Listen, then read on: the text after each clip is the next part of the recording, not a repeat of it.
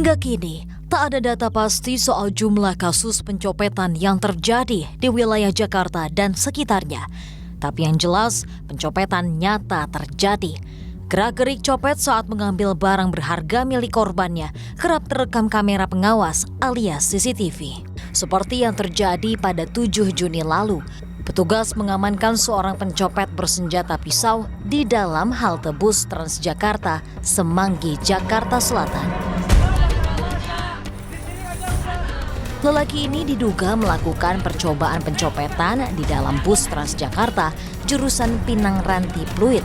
Ia bahkan sempat melukai salah satu penumpang dengan pisau. Semua kejadian terekam kamera pengawas. Copet itu, cuman dia bawa peso, makanya nanti mereka nggak bisa ngelepasin peso itu, makanya sampai sini ada orang yang ngelawan. Berarti itu copet itu kepergok, Bang? Iya, kepergok. Demi mendapatkan harta secara cepat, pelaku pencopetan juga nekat menyatroni tempat perbelanjaan seperti pasar, toko swalayan, hingga mal. Pada 21 April lalu, komplotan copet wanita terekam kamera pengawas di salah satu pusat perbelanjaan di Jakarta Pusat. Mereka diduga mencuri telepon genggam milik salah satu pembeli di sebuah toko pakaian. Guna mengetahui keberadaan pencopet di pusat perbelanjaan di Jakarta, awal Juni lalu kami melakukan sebuah percobaan. Saudara, saya sedang dalam perjalanan menuju suatu pusat perbelanjaan di daerah Jakarta Pusat. Nantinya saya akan memancing para pencopet dengan memasukkan sejumlah uang ke dalam dompet saya. Mari kita lihat apakah mereka cukup tertarik atau tidak. Kami menaruh sebuah dompet ke dalam tas kecil dalam kondisi tas terbuka sehingga dompet tersebut terlihat cukup jelas.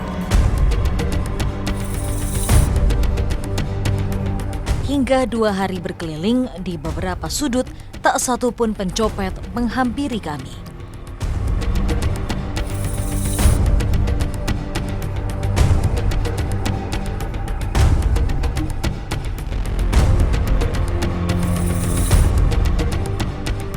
Baru-baru ini kami bertemu FH. Pria 40 tahun ini pernah menjadi copet sekitar 5 tahun lalu. Ia mengaku tak punya sasaran khusus saat melancarkan kejahatannya. Abang punya target sendiri nih, kayak misalnya korbannya abang tuh yang harus kayak gimana sih? Oh enggak punya target. Enggak punya Jadi target? selihatnya aja. Selihatnya. Jadi begitu lihat, wah kiranya ini buat saya gampang, saya ambil. Jadi orang ini gampang lengah. Jadi dia nggak berpikir nih, wah di tempat ini nggak mungkin lah ada copet, ya kan?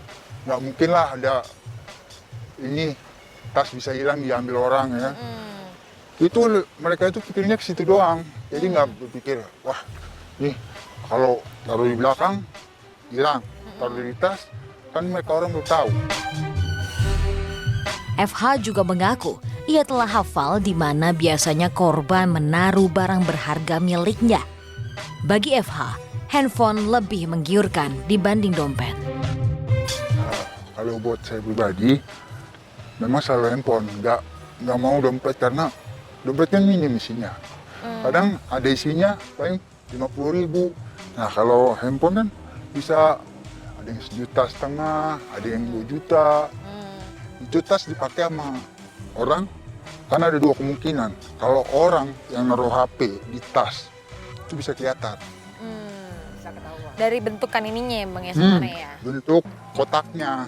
Ada bentuk kotaknya. Wah ini yang mentang-mentang bentuk kotak, wah ini pedo ini dompet ini.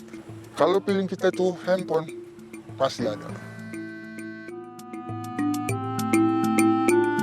Dulu FH sering mendatangi acara yang melibatkan banyak orang, seperti konser musik atau pertandingan sepak bola.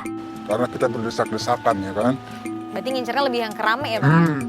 Karena kalau yang di keramaian itu yang paling gampang. Mau di posisi seperti apapun paling bisa. Pokoknya kejadian-kejadian yang banyak orang ngerubung, ya itulah kesempatan kami.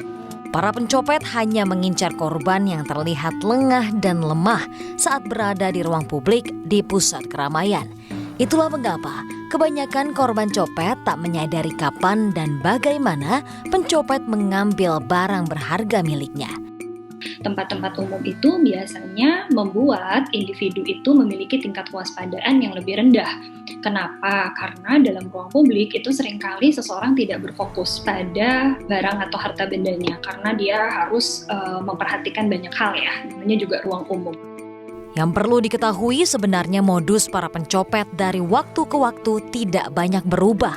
Seperti menyamar atau membaur dengan masyarakat. Bisa juga awalnya pura-pura bertanya, lalu menghimpit atau mendorong korban. Pencopet bisa bekerja sendiri maupun secara berkomplot. Dan yang tidak berubah yang kedua tadi gitu, bahwa pada saat di lokasi tersebut penjagaannya ditingkatkan, dia akan dengan mudahnya mencari lokasi lain yang lebih rawan, yang korbannya lebih rentan gitu ya, yang polisinya tidak banyak, yang penjagaannya tidak banyak gitu. Jadi yang komunitasnya tidak aware ya, komunitasnya tidak waspada gitu, itu rawan. Dan buat saya tidak ada pergeseran yang terlalu banyak ya dari tindakan pencopetan di jalanan ini. Seperti kejahatan jalanan lainnya, pencopetan muncul karena motif ekonomi. Meski kerugian yang ditimbulkan relatif tak terlalu besar, namun copet tetap saja merugikan dan meresahkan. Apalagi jika kejahatan ini tak pernah ada habisnya.